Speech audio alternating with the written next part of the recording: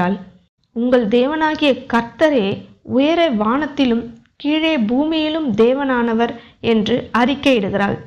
பாருங்க, இவள் தன்னுடைய வாழ்வில் கர்த்தரை ருசி பார்க்கவில்லை. கர்த்தர் செய்த அற்புதங்களை தன் கண்களால் காணவில்லை. கர்த்தர் செய்தவைகளை இவள் கேள்விப்பட்டிருக்கிறாள், அவ்வளவுதான். அதுவே அவளுக்குள் ஒரு பெரிய விசுவாசத்தை விதைத்திருக்கிறது.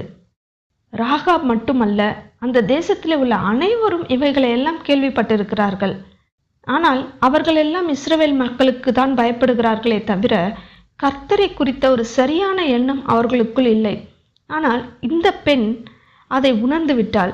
அதனால்தான் கூறுகிறாள், உங்கள் தேவனாகிய கர்த்தரே உயரே வானத்திலும் கீழே பூமியிலும் தேவனானவர் என்று.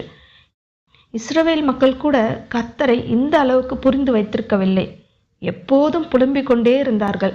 ஆனால் கர்த்தரை தன் உள்ளத்திலே ஒரு உயர்வான இடத்தில் வைத்திருக்க